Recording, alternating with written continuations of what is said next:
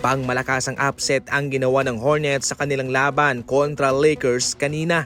Ito'y kanilang hinabol mga idol at kanilang inupset itong Lakers na mayroong Luka at Lebron. Kung sa papel, syempre napakalayo ng agwat nitong Lakers kumpara sa kanila.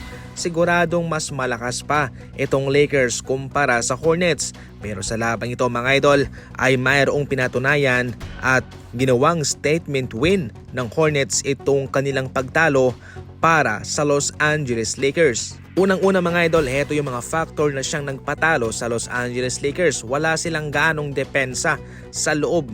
Yun ang kanilang malaking butas sa ngayon na hindi pa nila nasosolusyonan yung pagkawala ni Anthony Davis. Si Miles Bridges ay kumamada ng 29 points, samantalang si LaMelo Ball naman sa labas siya umaarangkada 27 points. Sa kabila, ginawa ni Lebron ang kanyang makakaya para matalo itong Hornets pero kinulang pa rin ang kanyang 26 points. Samantalang hirap naman silang makapiga kay Luka kung saan sa halftime 4 na puntos lamang ito at nagtapos na mayroong 14 points. Kahit papano mayroon siyang 11 rebounds pero kinulang pa rin iyon. Hirap si Luka sa kanyang shooting sa ngayon.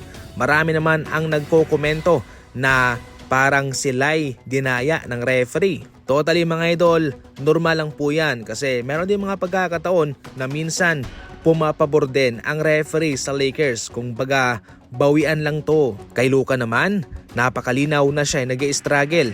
Kung hindi pa siya makaka-adjust, atin ang asahan na mapapadalas ang pagkatalo nitong Lakers. Kahit natalo ng ilang laban itong Los Angeles Lakers ay nasa magandang posisyon pa rin naman sila. Sa ngayon, sila'y pang-5 at kung kanilang mamimaintain ang posisyong iyan ay nasa magandang daan lang itong kanilang kupunan. Pero so far, ang pagkatalong ito laban sa Hornets na second to the last ay ang pinakamalalang upset na natanggap ng Lakers sa season na ito.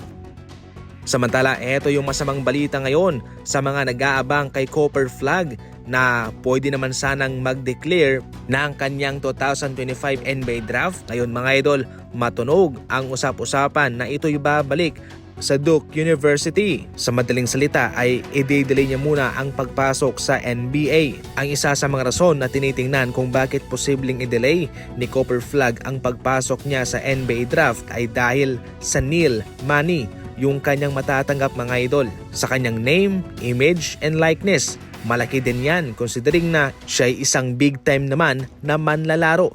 At kung gusto niya naman pumasok sa NBA ay walang problema naman yun sapagkat siya ay isang top prospect. Ipagpalagay na lang natin na siya ay magde-declare sa draft ngayong taon na ito. Ang kontrata ng isang rookie ay umaabot ng 4 na taon. So kung papasok siya sa NBA sa taong ito, yung kanyang pangalawang kontrata ay magsisimula sa 2029-2030 NBA season at ipagpalagay sa 10% max cap increase o sa kanilang sasahurin mga idol ang posibleng magiging kontrata nitong si Cooper Flagg sa kanyang pangalawang deal ay pwedeng pumako sa $398.5 million sa loob ng 5 taon at sasahod siya ng $80 million bawat taon yan. Grabe ano?